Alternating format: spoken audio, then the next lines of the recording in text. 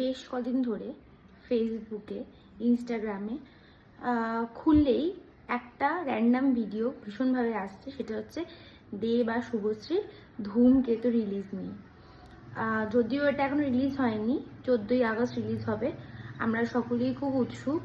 অনেক বছর পরে দেব আর শুভশ্রী একসাথে একটা মুভি তৈরি করেছে, সেটা রিলিজ হচ্ছে। সবই ঠিক আছে, একটা অন্যরকম ব্যাপার।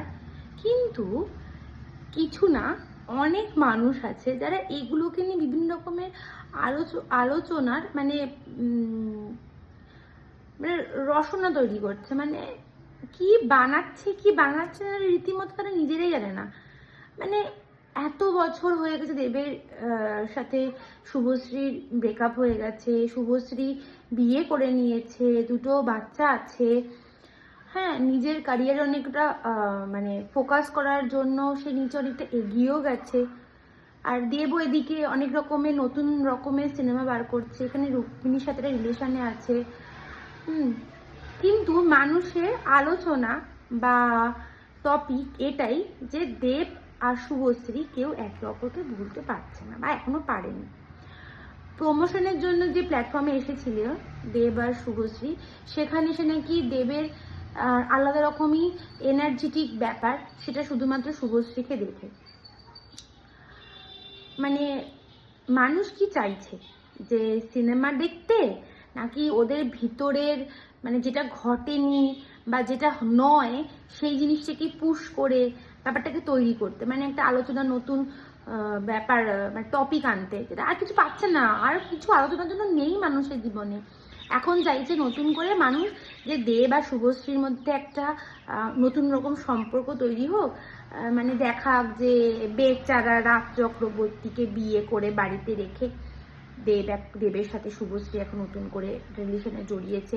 এটা নিয়ে বিভিন্ন রকমের মন্তব্য প্রকাশ করবেন লোকজন। এসব না করে চলুন না দেখি মুভিটা কেমন লাগলো। 14 তারিখে রিলিজ হচ্ছে, আমরা সবাই যাব, আপনারাও চলুন।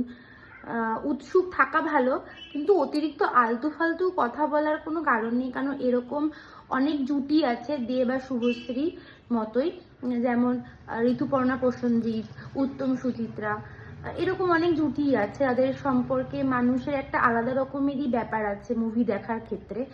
সেরকম আমার কাছে দেব আর শুভশ্রীর ব্যাপারটাও সেম। তাদের পার্সোনাল জীবনে কি হয়েছে, কি ঘটেছে, কি বৃত্তান্ত, এই নিয়ে কোনো মাথা ব্যথা নেই। এটাই যে অনেক বছর পর দেব আর শুভশ্রী একটা মুভি আসছে, ধূমকেতু।